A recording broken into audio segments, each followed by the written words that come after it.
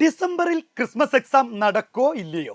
അതെന്താണ് സാർ അങ്ങനെ ഒരു വർത്താനം? അതായത് ഡിസംബറിലാണല്ലോ സാധാരണ ക്രിസ്മസ് എക്സാം നടക്കുന്നത്. യെസ്, സാധാരണ അങ്ങനെ തന്നെയാണ്. പക്ഷേ സാധാരണ നടക്കുന്നതിലും അപ്പുറത്തേക്ക് മറ്റൊരു കാര്യം കൂടി വന്നിട്ടുണ്ട്.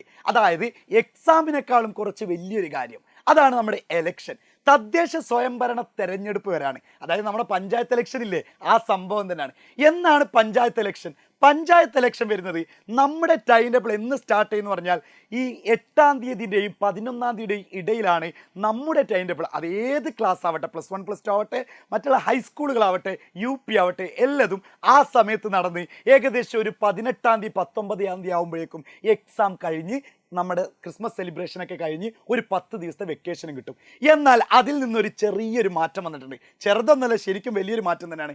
അതായത് 2 ഘട്ടങ്ങളിലായിട്ടാണ് നമ്മളിവിടെ എലക്ഷൻ നടക്കുന്നത്. സാധാരണ കേരളം മുഴുവനും ഒറ്റ ദിവസം എലക്ഷൻ നടക്കും. അതിൽ നിന്ന് മാറ്റം വന്നിട്ടുണ്ട്.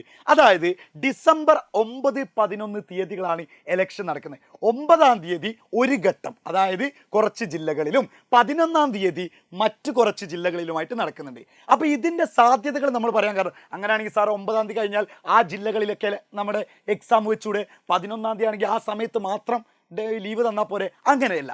അതായത് നമ്മുടെ പല സ്കൂളുകളായിരിക്കും ബൂത്ത്. എന്താണ് ഈ ബൂത്ത് എന്ന് പറയുന്നത്? അതായത് നമ്മൾ പോയിട്ട് വോട്ട് ചെയ്യാൻ പോവല്ലേ, ഈ വോട്ട് ചെയ്യാൻ പോകുന്ന സ്ഥലത്ത് ഒരു പക്ഷേ 2 ദിവസം മുമ്പെങ്കിലും ലീവ് ഉണ്ടാവും. അതായത് ഇതിൻ്റെ ക്രമീകരണങ്ങൾ, കുറേ സംഭവങ്ങളൊക്കെ, എക്യുപ്മെൻറ്റ്സും കാര്യങ്ങളൊക്കെ കൊണ്ടുവെക്കണമല്ലോ, എസ്കോട്ട് കാര്യങ്ങളൊക്കെ ഉണ്ടാവും. പിന്നെ അത് മാത്രമല്ല, എലക്ഷൻ വോട്ട് എണ്ണുന്നത് ശരിക്കും ഒരു 15 ദിവസം അല്ലെങ്കിൽ 1 മാസമൊക്കെ നീണ്ടു നിൽക്കാറുണ്ട്. പക്ഷേ പഞ്ചായത്ത് ഇലക്ഷൻ്റെ ഒന്നും അങ്ങനെ നീണ്ടു നിൽക്കാറില്ല.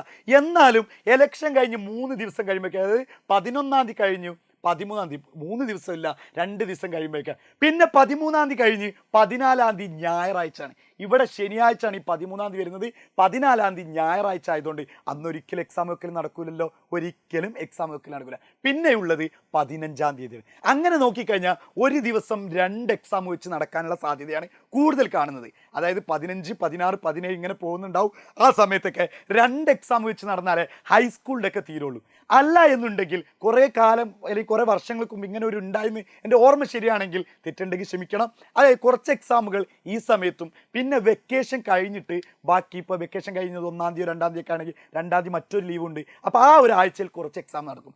ഇങ്ങനെ നടക്കാനാണ് സാധ്യത. അപ്പോൾ എന്തായാലും ഈ ഒരു സമയത്ത് എക്സാം മാറ്റിവെച്ചേ തീരുള്ളൂ. എലക്ഷനാണ് പ്രയോറിറ്റി. എലക്ഷൻ നിർബന്ധമായിട്ടും ഈ സമയത്ത് തന്നെ നടക്കും. എലക്ഷനിൽ മാറ്റങ്ങളും കാര്യങ്ങളൊന്നും ഉണ്ടാവില്ല, നമ്മളിപ്പോൾ ടൈം ടേബിളൊക്കെ മാറ്റുന്ന പോലെ. അപ്പോൾ മക്കളെ, പഠിക്കാൻ വീണ്ടും സമയം കിട്ടി തന്നെ നമ്മൾ വിശ്വസിക്കാം. നന്നായിട്ട് പഠിക്കുക. ക്രിസ്മസ് എക്സാം അടിപൊളിയാക്കാം, സെറ്റാക്കാം. നമ്മൾ എജുപോർട്ട് നിങ്ങളെ കൂടെ തന്നെ ഉണ്ട്. ചാനലൊക്കെ ഫോളോ ചെയ്യാത്തവരാണെങ്കിൽ ഇതൊക്കെ എന്ത് ചെയ്യുക, ഒന്ന് സബ്സ്ക്രൈബ് ഒക്കെ ചെയ്ത് വെച്ചോളൂ. സെറ്റാക്കാം. ഹാപ്പി.